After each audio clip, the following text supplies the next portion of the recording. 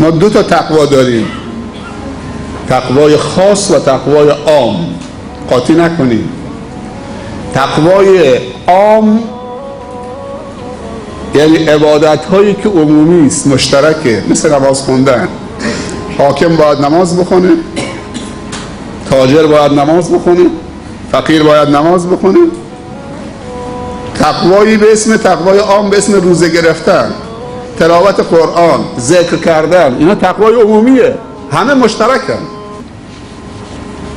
اما اونهایی که خداوند اونها رو مزید نعمت عنایت کرده و از توان تقوای خاص برخوردارن، نمیتونن با انجام تقوای عمومی سلب مسئولیت بکنن و تقوای خاص رو انجام ندن.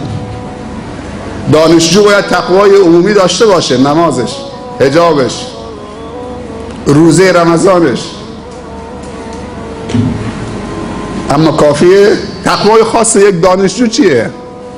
پرداختن به اون چیزی که رفته دنبالش و این اسم و این صفت رو گرفته. دانشجو اون تقوای خاصشه. تحقیق و پژوهش و مطالعه و مطابقت دادن علوم نظری و تئوری با چه؟ تجارب میدانی.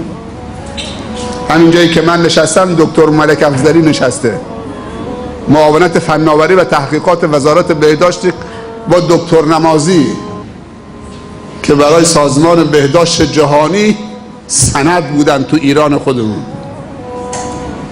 با حضور 40 رئیس دانشگاه علوم پزشکی کشور تو همینجا کنفرانس ارتقای سلامت برگزار شده. توان انجیوها و انجمنهای خیریه، انجمن خیریه خاتم النبیین سورو،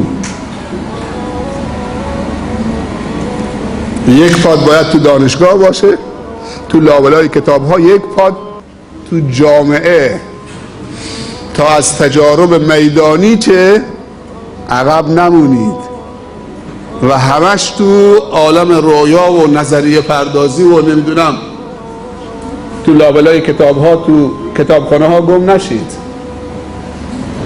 بیاید شخصیت وجودیتون رو تو جامعه چه با هدایتگری و ایجاد انگیزه و کارهای بزرگ و ایجاد مراکز تحقیقاتی و علمی در جامعه و یک انگیزه پرتاب به جلو. دو هدف هم باید شفاف باشه. خاصیت انگیزه و هدف چیه؟ انگیزه سکوی پرتاب و قوه دافعه به جلوه. وقتی هدف برات مشخص شده، هدف برای خودت مشخص کردید، دیگه از هدف منحرف نمیشید. هدف هم قدرت جاذبه داره. انگیزه تو رو دفع و پرت میکنه به جلو، از اون طرف هدف هم قوت جاذبه داره، چون تو زوم کردی که به اون هدف برسید، تو رو جذب میکنه به جلو. با هر قدمت، با هر نگاهت، با هر مطالعات، با هر حرکتت چه؟ تو داری جذب میشید. بین انگیزه و هدف برنامه لازمه، بهش میگن ابزار و وسایل. سر کلاس درس رفتن، تو کتابخانه رفتن، تحقیق کردن، مطالعه کردن، از تجارب دیگران استفاده کردن، اما همیشه نباید جیره‌خور افکار دیگران باشید. استفاده کردن یه چیزیست، ولی خودت هم باید تولید کننده باشید، نه مصرف کننده. و چهارم ارزیابی. همیشه باید خودتو به حساب و کتاب بکشونید. کجا داری میرید؟ این مسیر درسته؟ این ابزار درسته؟ شما انسان‌های بزرگی هستید.